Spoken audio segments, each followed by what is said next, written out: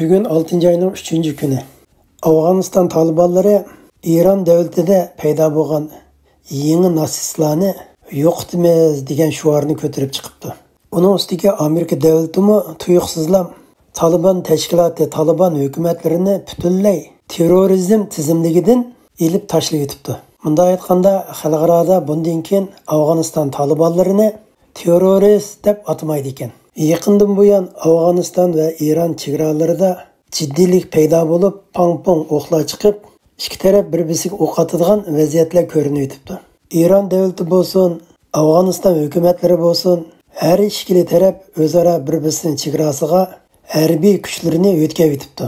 Bu vaziyatdan qaraganda har ikkili taraf, ya'ni Iran bilan Afganiston ikki taraf bir-birisi bilan ravrus bir tutishib qolgandek bir vaziyat ko'rinib o'tibdi.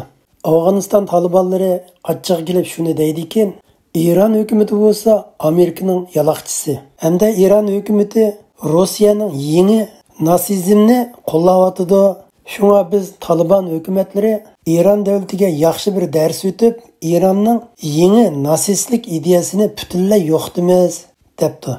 Bu gapni aynı vaqtida Putin Ukraynaga tajovuz qilgan vaqtida Ukraynaning yeni nasizmini yo'qitamiz deb urush paydo qilib Ukraynaga tajovuz qilgan. Hamda Ukraynani butunlay qurolsizlantiramiz degan shuar bilan kirib, hozirgacha Ukraynani qurolsizlantirolmay urush 1 yildan ortiq davom qilyotdi. Aksicha Ukrayna Rossiyaga nisbatan Rossiyaning nasizm kuchini yo'qitamiz deb Rossiyaga bo'lgan urushni texnik kuchaytirdi.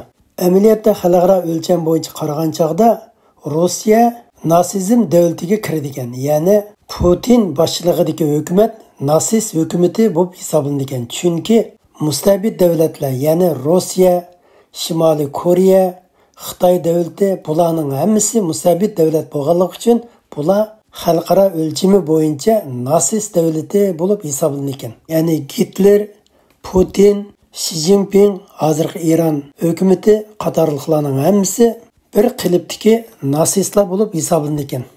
Endi Iran hukumati bo'lsa, Afg'oniston xalqlariga ilib bo'lgan tashviqotlarda Taliban hukumati bo'lsa, haqiqiy Amerika beqib yetishtirgan g'aljirish deb qaraydi ekan.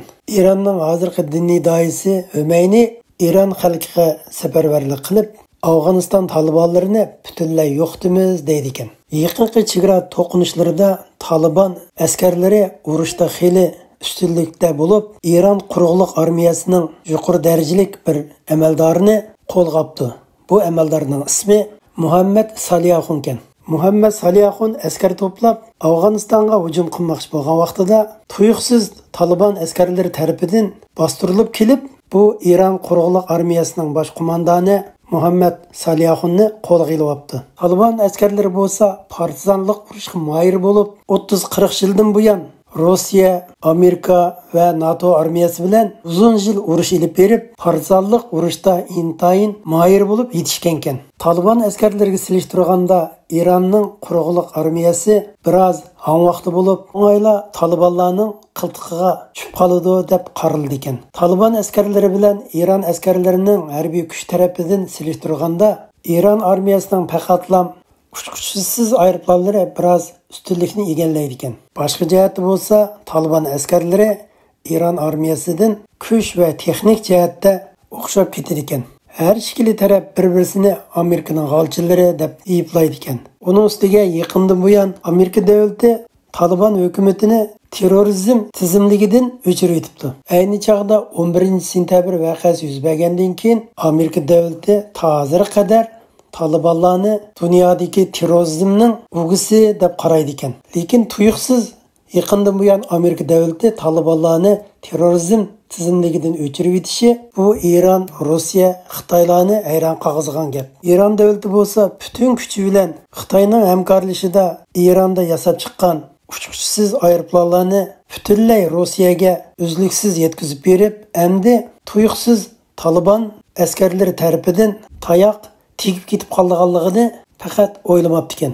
Iranning harbiy kuzatuvchilarining faraz qilishicha, Amerika davlati uzun yillardan buyon İran davlatining biqiniga ustunlik bilan shaxmat toshlarini tizib qo'yganligini endi his qildi.